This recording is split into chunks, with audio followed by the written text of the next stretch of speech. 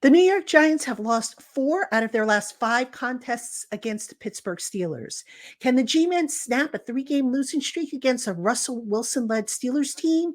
We discuss that and more in our continued look at the Giants' 2024 regular season opponents, coming your way next on the Locked On Giants podcast.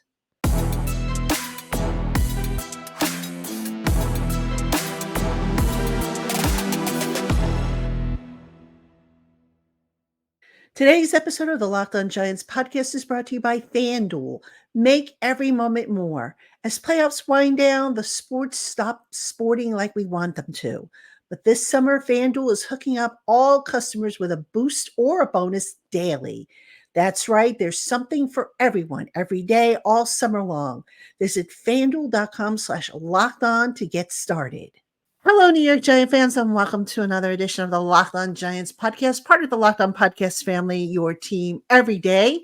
I'm your host, Patricia Trainer, credential member of the New York Giants media for Locked On, as well as for Giants on SI. You can find my written work at si.com/NFL/Giants. And welcome on into my everydayers, my Blue Crew community, my newcomers, and everybody in between. Thank you for spending part of your day with us here on the Locked On Giants podcast. And on today's podcast, we're continuing our look at the New York Giants 2024 regular season opponents, and we're venturing over to the AFC, teams that we don't really see except for once every 4 years. And on today's show, we're going to look at the Pittsburgh Steelers, and we have with us Christopher Carter. He is the host of Locked On Steelers. Chris, thanks so much for joining me. Thanks for having me, Patricia. Good to see you. We don't see each other enough. Yeah, you're very much right about that, unless it's one of our teams acquire the other's practice squad guy or the occasional thing there. But it's always good to see, NFC folk now and then. Yes, definitely. So, all right, Chris, we got a lot to talk about with the Steelers. And I think one of the big storylines, and you can correct me if I'm wrong here, Mike Tomlin just got a 3-year extension, which I think maybe surprised a few people. Given how the Steelers have kind of gone the last several years. I mean, were you surprised with that decision? Not in the least. If you know what the Steelers have been through, you understand and even appreciate what Mike Tomlin has done in those years. Yes, the Steelers haven't won a playoff game since the 2016-2017 season, and a lot of people point at that and say he hasn't done enough. But I think if you realistically look at most of the teams that the Steelers have had during that stint, it's not because of the coaching. It's because, hey, they went all in on the mid 2010s. They had some shots, but they were never healthy. The Steelers, when they had Ben Roethlisberger, Le'Veon Bell, Antonio Brown, and Ryan Shazier healthy, they were 2-0 in the playoffs. The problem is they only played 2 games with all their stars healthy available. And most of those games, they had multiple of those stars missing. And so once, Antonio Brown became crazy Antonio Brown, Le'Veon Bell, wanted more money, took a year off, and then never got back to where he was. Ryan Shazier was paralyzed, and then Ben Roethlisberger, tore his elbow, and then, never got back to where he was. That completely deconstructed the core that they had there. And by a lot of people, I think, looking at it, we're expecting the Steelers to fall off a cliff. But Mike Tomlin never let that happen. He found a way to bring them back to being a top 5 defense multiple times over that time span.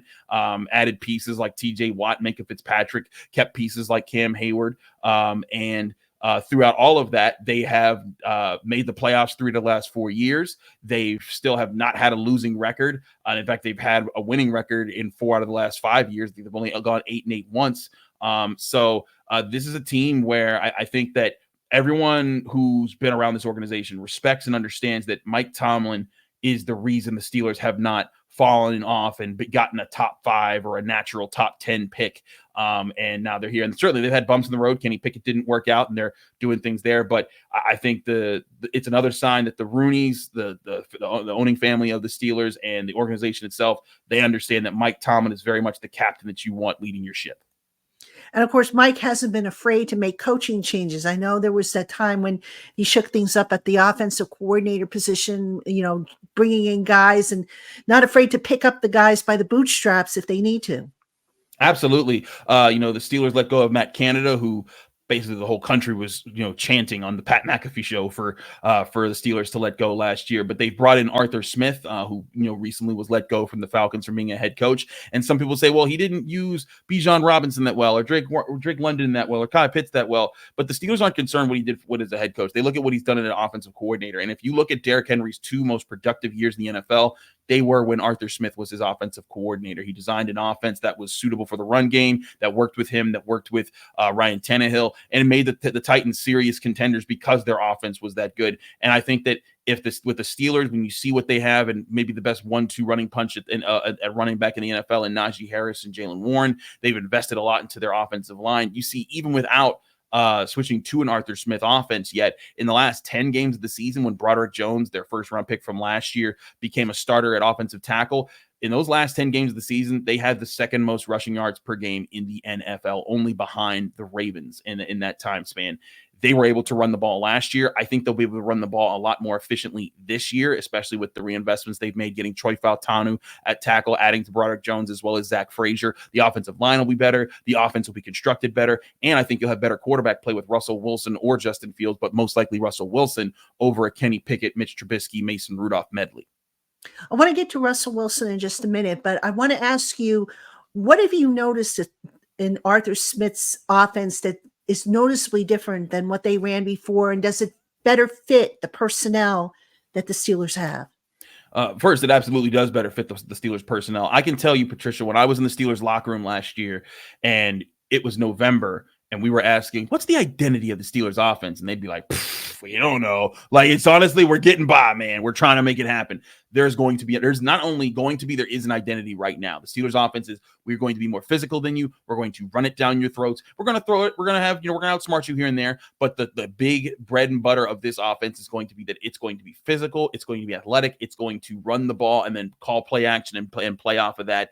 And they're very excited to play that way. It's what Najee Harris has wanted. It's what Jalen Warren's wanted. It's what the offensive lines wanted. And I think it's kind of what the defenses wanted too, because a big part of the Steelers have had some really great defenses over the years, but these are defenses that have had to be on the field time and time again because those offenses were going 3 and out. If you go back and look at that point of the period where I was talking about the first 8 games of the season, where the first 7 games of the season, they were dead last in time of possession. But when they started running the ball consistently, they worked their way up to being like in the middle of the pack in the NFL.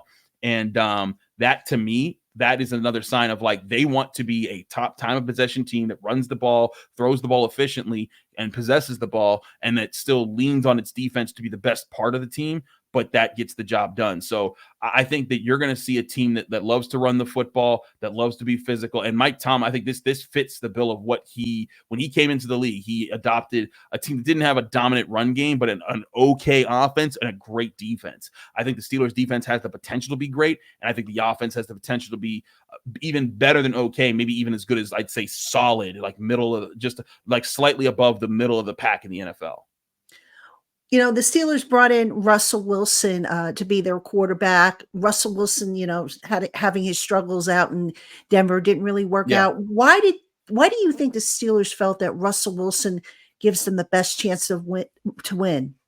Well, I think they saw that he was willing to take a vet minimum contract for being a 9-time Pro Bowl, and they said that works for us. I think that was the main thing. It was really like, this literally can't hurt.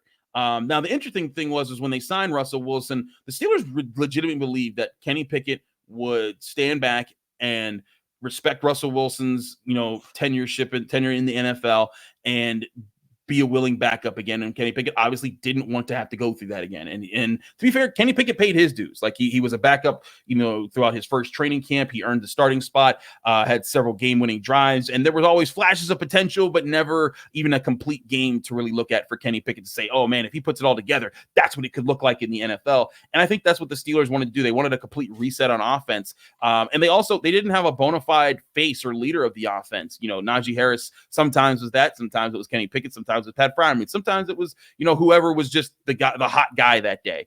This time around, it will be Russell Wilson who will be like the guy is like, hey guys, follow me, we'll get the job done and we'll get it there. And I think that's something that they wanted too. Kenny Pickett didn't want any part of that, so now he's gone, but that's why they got Russell Wilson. I think that Russell Wilson can be a guy who'll be smart. He'll not make it all about himself. He will be part of a system. He'll play to the system. He was non-expensive, and he can help reset the culture that they want on offense. I talked to Ryan Shazier, one of the former linebackers for the team, back when they were playing really well before he got injured.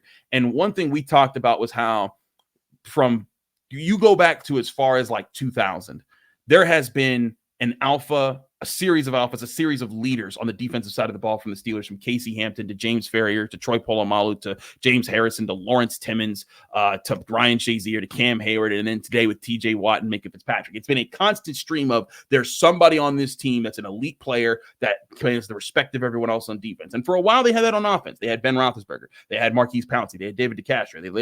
They had Heath Miller. They had all sorts of guys that were just respected. But when the way that I talked about how, Bell disappeared, Brown disappeared, even Pouncey and DeCastro both retired early before they were supposed to because of injuries, and then Ben Roethlisberger's career ended the way it did. There was no passing of the torch to any leadership that could develop for the Steelers, and I think that's something that Russell Wilson can help cultivate, and the Steelers are going to lean on for that. But yet the Steelers also acquired Justin Fields. What went into that process? I think it's clearly because Justin Fields, they've always liked Justin Fields as a prospect, but they know that he needs to clean some things up. So here's what's going to happen. He's on the last year of his rookie deal. That's not going to cost the team a whole lot. They didn't give him the 5th-year extension. So what they're going to do is they're going to say, okay, let's see how he does. Russell Wilson has been granted the quote unquote pole position by Mike Tomlin to be the number 1 quarterback. That's absolutely means he's probably going to be the starter unless he is terrible in training camp. But this gives Justin Fields a year. And then this way, at the end of this next season, if Russell Wilson's the guy and he wants to sign a team-friendly contract, and you think that he can stick around for 2-3 more years and you'll be a Super Bowl contender, great, go with that. But if any one of those factors play in, either A, he's not that good, or B, he is that good, now he wants more money, or C, it's just not working out as far as the chemistry, or D, Justin Fields is developing really well and you like what you've seen, then you have another option where you can say, hey, Justin, here's a 1-year prove-it deal next year. Love to keep you around. We found some success this year. Let's build off it with you next year. So I think it's just giving them another future option on the board, because if they had just acquired Russell Wilson after Kenny Pickett left and didn't add a young quarterback, there would be no hope for a future quarterback on this roster right now. And I think that Justin Fields gives you that. All right, Giant fans, we are talking with Chris Carter, host of Locked On Steelers, as we get you ready for the Giants' 2024 season. We're taking a look at all of their opponents. When we come back, we're going to talk some more about the offense. We're going to cover the defense and how these two teams potentially match up. Don't go anywhere. Hey, Giant fans, I love sports. I love them so much that I never want them to stop. But as the playoffs wind down, we get fewer games. And the sports aren't sporting like I want them to be. But FanDuel lets me keep the sports going whenever I want. All I have to do is open up the app and dream up bets anytime I'm in the mood. And this summer, FanDuel is hooking up all customers with a boost or bonus daily. That's right, there's something for everyone, every day, all summer long. So go on and head over to FanDuel.com/lockedon today and start making the most out of your summer. FanDuel, official sports betting partner of Major League Baseball. All right, Giant fans, welcome back to the Locked On Giants podcast. I'm your host, Patricia Traynor, with special guest Christopher Carter. He is the host of Locked On Steelers, somebody we don't get to see very often, once every 4 years, but it's still a treat nonetheless. And Chris, let's talk more about the offense of the Steelers. Where are they strongest, do you feel, right now? And where do you still feel a little queasy with regards to, how they potentially match up with this Giants defense? I think that the players that they have that they're most confident about, I think they're really excited about this offensive line. It's young in a lot of ways, but it has a lot of potential and a lot of athleticism. I think Broderick Jones played very well last year. I think Isaac Seumalo and James Daniels were a really good 1-2 punch at guard. I think they're hoping Zach Frazier, the 2nd-round pick out of West Virginia, can be just a better starting center what they had last year. Mason Cole objectively was one of the worst centers in the NFL last year. And if Troy Fautanu can morph into the left tackle that they're hoping for, then he can become another piece of that puzzle. But if not, they still have 3-year starter who will be a 4th-year starter, Dan Moore Jr., to at least be a role player on the offensive line. I think that's going to be a big strong suit of this team, but I also think that they're going to lean on the primary playmakers in this offense. And that's, of course, Najee Harris at running back. Jaylen Warren is his number 2 option. Both have been on the field multiple times last season. And when either of them are on the field, they present a present threat to the defense to have to respect either in the run game or the pass game. Then there's Pat Freiermuth, the number 1 tight end for the team. I think he's going to be more involved this year in play action and how they use him. I think they're going to use him in smarter ways. And then, of course, there's George Pickens, who might have the highest potential of anyone on the offense. When you look at George Pickens and the traits that he possesses, the ability he has to go up and get the football, to separate, once he has the football, to make moves in space and to win there, he has the potential to be a top 10, maybe even top 5 receiver someday. But he has to keep his head on straight. And that's something that didn't happen for a lot of times last year. There were people that looked at him and said, oh, he didn't block enough in that Colts game and he missed this block here. He clearly gave up here. And then after that, he made sure he blocked everybody in his path. And so he's taken steps forward. But I think if you're leaning on anyone in this offense, it's the run game as a combination, because what they were able to do in the second half of last season was truly remarkable with how they were able to, find a run game in the midst of an offensive line that, again, had a not good center. Dan Moore was struggling last year. Broderick Jones was a rookie.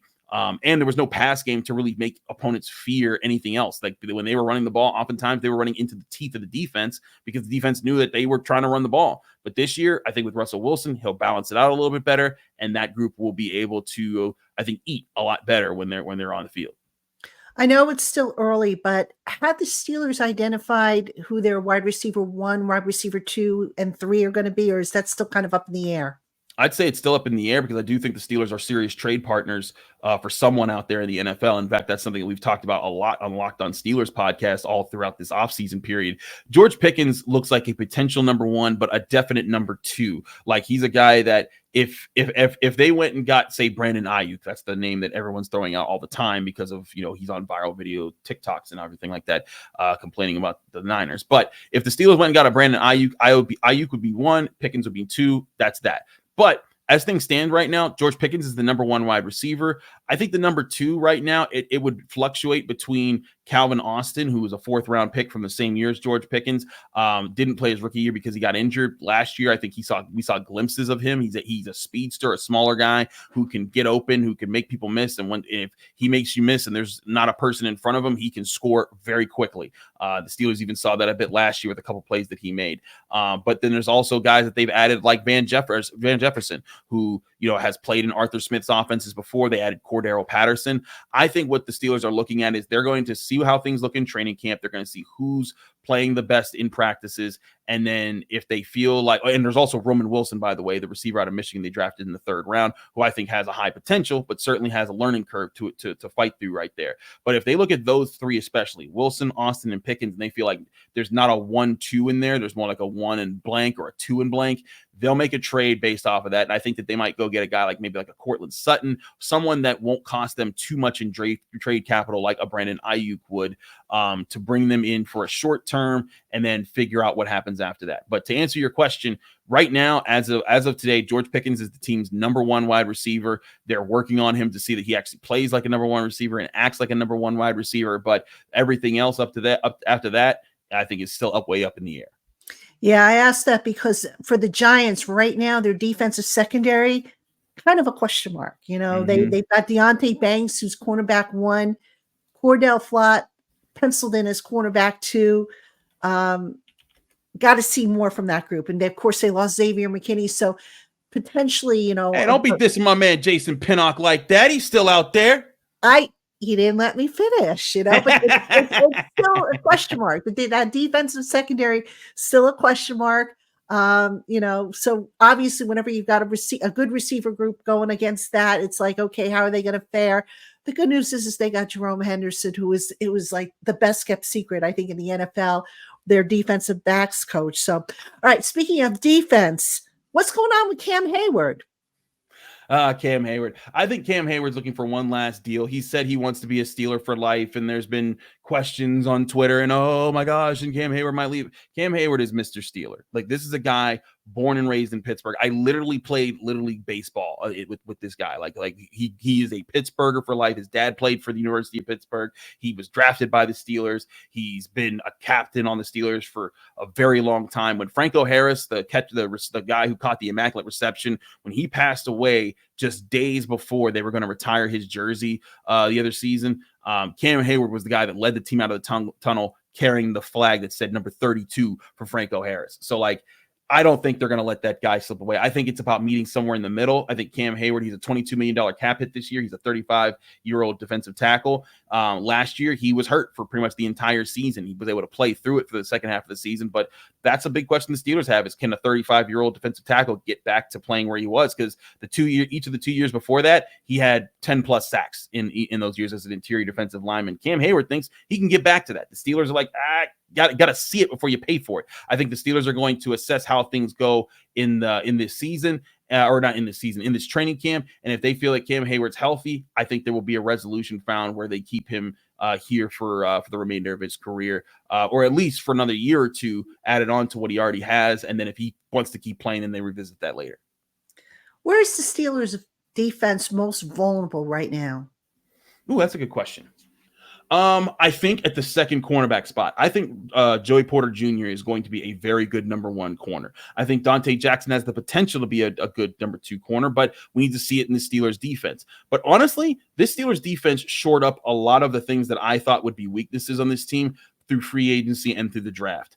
For example, linebacker has been a weakness for the Steelers for years. Just off-ball linebackers. They've been dealing with middling players. Now they've got Patrick Queen, one of the guys from the Ravens, one of the better linebackers in the NFL. They also drafted Peyton Wilson. They have Landon Roberts, who was very good for the team last year. I think they had a good core of linebackers. The problem is that, three-fourths of them were injured by mid-season, and so they were down to just a Landon Roberts. But now you got Roberts, Cole Holcomb. If he comes back from injury and is fine, you'd have a slew of four guys that I think you're very confident about at the linebacker position, so you're fine there. Defensive line, Cam Hayward's back. Larry Ogunjobi's solid. Keanu Benton really took a step up last year. I'm hearing good things about DeMarvin Leal, so I think they're solid there. Edge rushers, they got the best edge rushing duo in the NFL. TJ Watt, Alex Highsmith. Find somebody else that gets more sacks than them. Oh, wait, you can't. So they're fine there. Safety-wise, adding Deshaun Elliott, I think, is actually a big addition for the Steelers because they didn't have a true strong safety last year, and that forced Minkah Fitzpatrick to play slot, play strong safety, play dime linebacker, play in the box.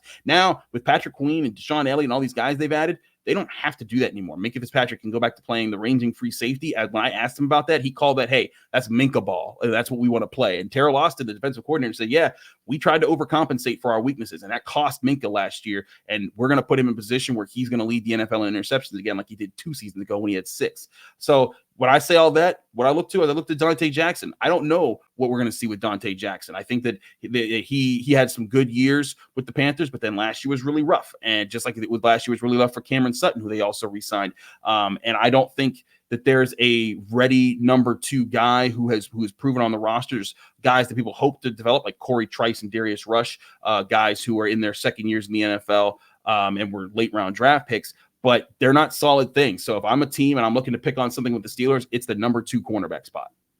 And of course, one of the strengths I saw is you guys finally got yourself a nickelback. Your nickelback is it Cam Sutton? Cam Sutton, yes. Yep.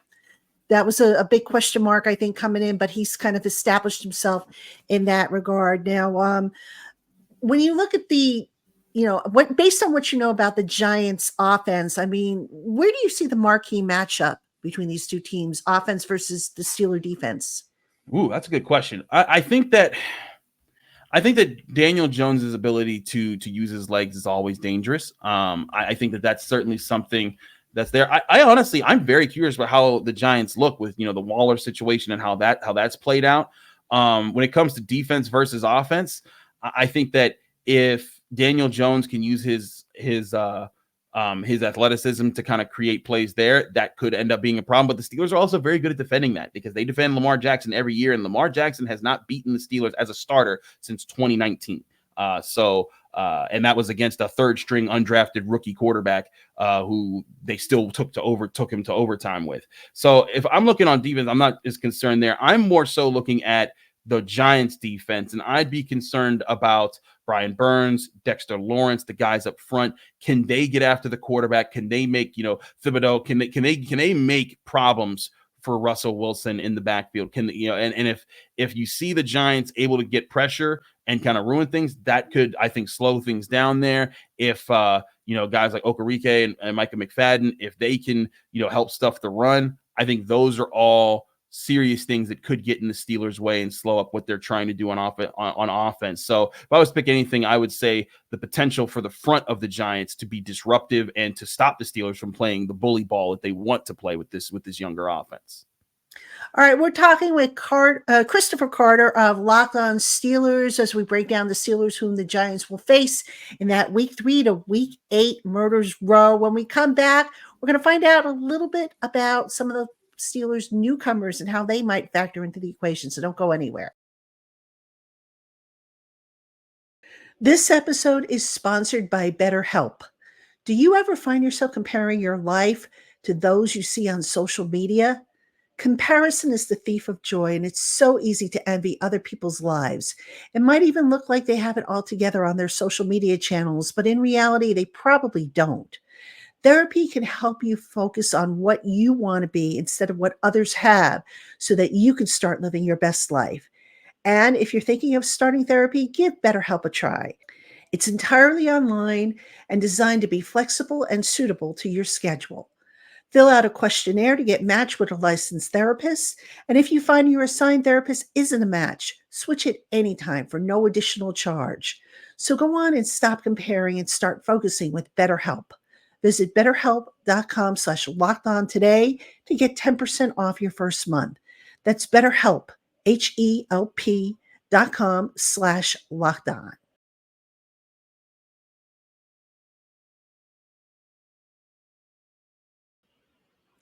Hey, Giant fans, if you want to be among the first in the know on breaking news, hot plays, quotes to note, and more from Giants training camp this summer, consider joining the Locked On Giants Blue Crew community. Let's continue the conversation through one-on-one chats, exclusive video opportunities, and so much more. All of this sent directly to your phone. Try it for free for 14 days, and if you like it, do nothing and continue for just $4.99 a month. And right now, for a limited time only, you can get your first month at a 50% discount when you use the promo code BLUECREW at sign up. For more information or to register, visit joinsubtext.com/lockedonnygiants and be sure to enter that promo code BLUECREW at the top of the page to take advantage of our 1 month 50% discount on your first month. All right, everybody, welcome back to the Locked On Giants podcast. I'm your host, Patricia Traina, with Christopher Carter. He is the host of Locked On Steelers, and we're breaking down the Pittsburgh Steelers and how they potentially match up against the Giants. And Chris, let's talk about some of the newcomers to the Steelers. Not, we talked about Russell Wilson, obviously, but I'm talking about draft picks, maybe key free agents we haven't discussed, undrafted free agents. Who are some of the names that we should be watching for, as they go through summer training camp? Well, certainly Patrick Queen, as I said before, is a big piece here for the linebacker group. The Steelers have had, I think last year you finally saw them have decent linebacker play. Before that, it always been adequate to below average. And that had been that in the best Steelers teams that have ever existed. There's always great linebacker play. And they just haven't had that since Ryan Shazier was paralyzed in 2017. And they've been trying. They drafted Devin Bush. He was promising for about a year and a half. Then he got injured and then never got back to where he was headed to when before that injury. And since then, they've tried guys like Miles Jack, Avery Williams, and all these guys that just haven't worked out.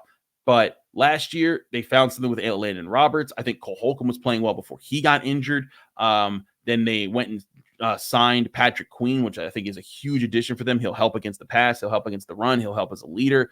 And then they also drafted Peyton Wilson, who for my money was the best linebacker pure talent-wise in this NFL draft class. The only reason he was drafted as late as the third round was because of his injury history. And that is something that they'll be concerned about. But if I'm looking at something there, I'm looking at this linebacker group and I'm seeing like, hey, the new additions there between Queen and Wilson can make a huge difference there at linebacker. Deshaun Elliott, I think, also is going to be huge simply because the strong safety role won't be something that Minkah Fitzpatrick has to work about. And similarly, Cam Sutton taking the slot role, which is something else that Minkah Fitzpatrick had to do and took him away from his free safety duties. And Cam Sutton also knows this defense. People forget Cam Sutton was with the Steelers 6 years before he signed with the Detroit Lions. And then he had the domestic violence accusations. We saw how that played out. The charges have been reduced to misdemeanors, and now they're most likely to be dropped or dismissed at the end of his pretrial diversion program, which is why the Steelers, I think, were like, okay, we saw that this didn't result in a conviction or some sort of settlement. So, and they had a great track record for Cam Sutton, so they brought him back into the fold. And so I think that you look at that, what the Steelers have done is they have now added pieces all along their defense to say, hey, Minkah, you don't have to be the guy that lines up everywhere anymore. You can play your position of free safety. You could go chase down turnovers, which is where he was at his strength. And when Minkah Fitzpatrick is doing that, it makes everyone else around him that much better. And that's what I think the Steelers want to get back to. And I think that's going to be a strength of their newcomers that everyone needs to kind of really pay attention to. What do you think the X factor is going to be in particular for this Giants Steelers matchup? I mean, whether it be an advantage the Giants have or vice versa. I think an X factor is going to be the guy that is the best defensive player in the NFL, and that is TJ Watt. And if you can slow down TJ Watt, you got a chance. But if you allow that man to start to get going against an offensive line, and you got Evan Neal and Andrew Thomas there, he'll most likely line up against Evan Neal. I think that if Evan Neal can neutralize TJ Watt, that does a lot of things for your team. You still have a lot of other facets of the Steelers defense to beat, but you do that, it stops TJ Watt from wrecking games. And we've seen him wreck so many games. I think he's led the NFL in sacks 4 years now and is 7 years in the league. And I think that's more times than anyone else has ever led the NFL in sacks in NFL history. And he's still going to be that guy. I think that if the Giants can neutralize him, that changes a big factor there. And that's kind of, the Steelers' MO. But I also want to say, as far as another X factor, I think it could be about, again, whose defensive line beats up the opponent's offensive line worse.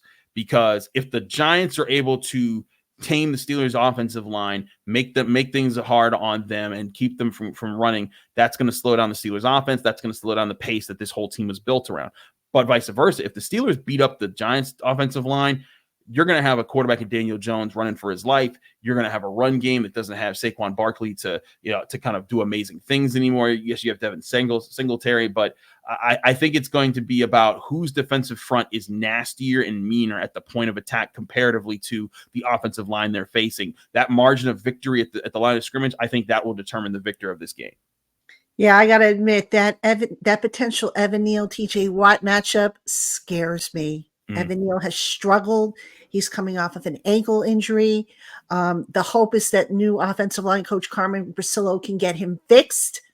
But, we've got to see it, because if they can't get him right, then, they'll go with Jermaine Illuminor, who should be able to handle him. But, TJ Watt is a handful. If I'm not mistaken, didn't he tie Michael Strahan's single sack record a couple of years back when he won Defensive Player of the Year, 22 and a half sacks. And there were some that said that he got robbed about of another whole sack in that process. But yeah, that was him. That's what he did there. So I do think it's going to be really interesting to see how that plays out this year, to see, how he does it. Does he lead the NFL in sacks again? But I think that's oftentimes the Steelers go as TJ Watt goes. In the 1 year where he missed half the season, that's the only year in the last 4 seasons that the Steelers have missed the playoffs.